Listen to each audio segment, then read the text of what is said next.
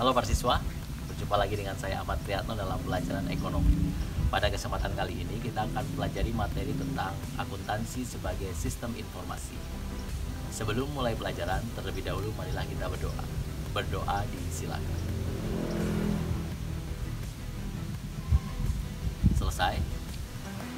Pada materi ekonomi di kelas 12 ini kita memulai pelajaran tentang akuntansi. Mungkin para siswa pernah mendengar istilah akuntansi.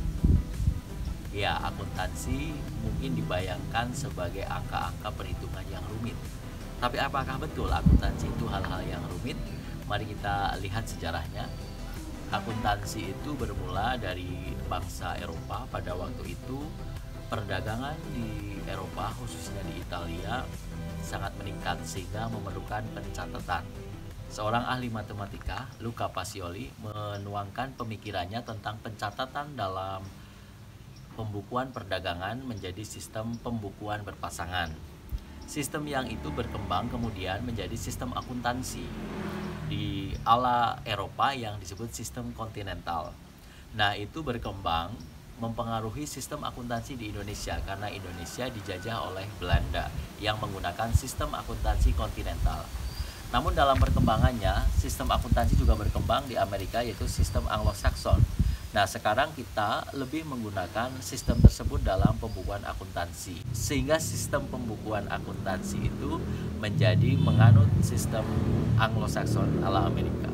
Lalu apa itu akuntansi? Akuntansi itu merupakan bahasa bisnis yang memberikan informasi tentang keuangan sebuah perusahaan. Sehingga dengan adanya akuntansi itu, pihak-pihak yang berkaitan dengan perusahaan bisa mendapatkan informasi keuangan secara lengkap dan rinci tentang bagaimana kondisi perusahaan. Lalu siapa saja pemakai informasi akuntansi tersebut? Ada dua pihak utama, yaitu pihak internal dan pihak eksternal. Pihak internal yang merupakan pengelola perusahaan membutuhkan informasi akuntansi ini untuk mengambil keputusan perusahaan. Keputusan-keputusan strategis yang akan diambil oleh perusahaan harus berdasarkan sistem informasi tersebut. Jadi misalkan sebuah perusahaan melaporkan keuangannya dalam informasi akuntansi laba, maka laba tersebut besar kecilnya akan berpengaruh terhadap keputusan yang diambil oleh perusahaan. Misalkan pemakai informasi eksternal itu adalah calon investor. Dengan informasi akuntansi tersebut, calon investor bisa tahu tentang kinerja perusahaan sehingga memutuskan untuk menanamkan modal atau tidak di dalam perusahaan tersebut. Ada juga kreditur yang memberikan kredit terhadap perusahaan, membutuhkan informasi keuangan untuk memutuskan apakah perusahaan tersebut layak atau tidak mendapatkan kredit dari kreditur tersebut. Ada juga dari masyarakat membutuhkan informasi keuangan tersebut untuk mengetahui kinerja perusahaan, dan juga karyawan untuk mengetahui prospek bekerja di situ. Apakah penghasilannya akan naik dengan berkembangnya perusahaan, atau justru karena informasi perusahaan yang semakin menurun labanya, atau justru merugi, bisa berdampak terhadap PHK terhadap para karyawan. Makanya pihak-pihak eksternal tersebut juga membutuhkan informasi akuntansi. Selanjutnya adalah karakteristik dari kualitas informasi akuntansi. Yang pertama adalah relevan. Laporan keuangan itu harus relevan dengan apa yang ada sekarang, sesuai dengan kondisi yang ada. Kemudian mempunyai daya banding, artinya laporan tersebut bisa dibandingkan dengan informasi keuangan di periode yang sebelumnya, atau nantinya laporan keuangan tersebut bisa dibandingkan dengan periode-periode sesudahnya. Kemudian daya uji, laporan keuangan itu bisa diuji kebenarannya, jadi tidak asal-asalan, melainkan berdasarkan data-data keuangan yang valid dan sah sehingga menghasilkan laporan yang valid pula sehingga bisa diuji kebenarannya. Yang selanjutnya adalah netral dalam penyusunan berdasarkan aturan-aturan umum. Kalau sekarang berdasarkan aturan dari Ikatan Akuntansi Indonesia atau IAI, maka kenetralan itu diperlukan supaya penyusunannya tidak menguntungkan pihak-pihak tertentu, melainkan berdasarkan fakta. Kemudian yang selanjutnya adalah tepat waktu. Laporan keuangan atau informasi keuangan harus disusun tepat waktu sesuai dengan berakhirnya periode. Jika periode itu 1 tahun, maka di akhir tahun laporan keuangan atau informasi keuangan tersebut harus sudah tersusun sesuai dengan waktunya, tidak boleh ada keterlambatan.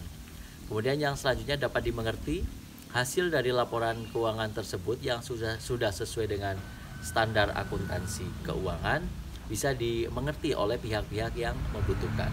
Dan yang terakhir adalah nilai prediksi. Dengan laporan keuangan tersebut, pihak-pihak yang membutuhkan bisa memprediksi apa yang akan terjadi dalam perusahaan dalam bidang keuangan, proyeksi perusahaan apakah akan berkembang atau justru sebaliknya perusahaan akan mengalami penurunan atau merugi. Selanjutnya adalah prinsip dasar akuntansi. Yang pertama adalah prinsip biaya historis. Di dalam akuntansi kita mengenal adanya harga perolehan, sehingga dalam menetapkan harga suatu barang harus dilihat. Misalkan membeli suatu peralatan, tidak hanya dilihat harga peralatan tersebut, melainkan biaya operasional yang dibutuhkan untuk mendatangkan peralatan itu sampai ke dalam perusahaan, ada biayanya. Maka perolehan dari peralatan tersebut adalah nilai dari harga dari peralatan tersebut ditambah biaya operasionalnya. Itu disebut dengan harga perolehan. Kemudian yang kedua, prinsip entitas ekonomi. Di dalam prinsip ini, kekayaan antara pemilik perusahaan dengan perusahaan harus terpisah karena perusahaan merupakan suatu entitas ekonomi tersendiri sehingga kekayaannya dipisahkan dari pemilik perusahaan tersebut. Yang ketiga adalah pengakuan pendapatan atau prinsip pengakuan pendapatan. Di dalam akuntansi, pendapatan yang diterima oleh perusahaan diaku dalam kekayaan perusahaan. Kemudian yang keempat adalah prinsip mempertemukan. Dalam prinsip mempertemukan ini adalah mempertemukan antara pendapatan dengan biaya yang akan diperhitungkan sehingga bisa menetapkan atau menunjukkan laba atau rugi dalam perusahaan. Yang kelima adalah prinsip pengungkapan penuh. Maksudnya semua yang ada di dalam perusahaan berkaitan dengan informasi keuangan disampaikan di dalam laporan keuangan sehingga tidak ada yang disembunyikan. Dan yang terakhir adalah prinsip konsistensi. Laporan dari masa ke masa konsisten menggunakan standar akuntansi yang ditetapkan sehingga mudah untuk membandingkannya dan tidak menimbulkan kebingungan terhadap pemakainya. Selanjutnya adalah bidang-bidang akuntansi. Ada beberapa bidang akuntansi yang harus kita pelajari. Yang pertama adalah akuntansi keuangan. Akuntansi keuangan ini di dalamnya mempelajari atau membidangi tentang urusan dari proses pengidentifikasian, pencatatan, pengikhtisaran sampai dengan pelaporan keuangan di dalam perusahaan. Itu semua menjadi tugas akuntansi bidang keuangan.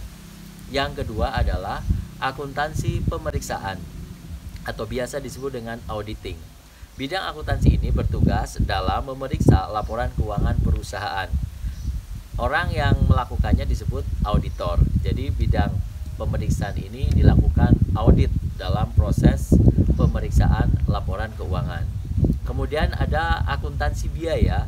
Di dalam akuntansi biaya ini membidangi tentang biaya-biaya yang dikeluarkan oleh perusahaan dalam melakukan kegiatan produksinya, sehingga semua biaya yang diperlukan tertangani atau tercatat di dalam bidang akuntansi biaya ini. Yang selanjutnya adalah akuntansi manajemen.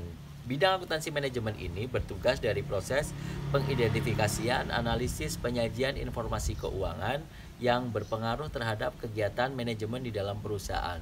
Dalam seluruh pengelolaannya, akuntansi manajemen ini mempunyai tugas atau bidang dalam penyajian laporan keuangan tersebut.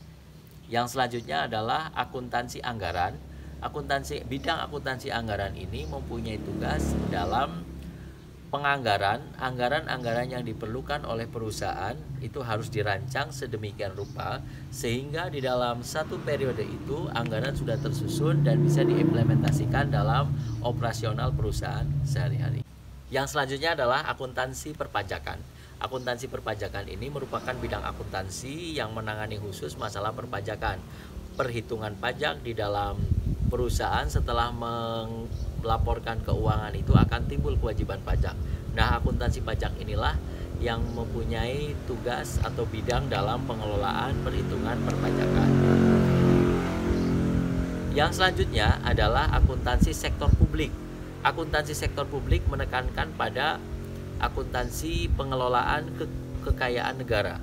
Sehingga akuntansi sektor publik ini sama dengan akuntansi dari negara. Dan yang terakhir adalah sistem akuntansi. Bidang akuntansi ini yang mempunyai tugas dalam proses penganalisisan semua kegiatan akuntansi yang ada di perusahaan, sehingga alur dari awal sampai akhir merupakan suatu sistem yang bisa berjalan sampai menyajikan laporan keuangan yang tersedia.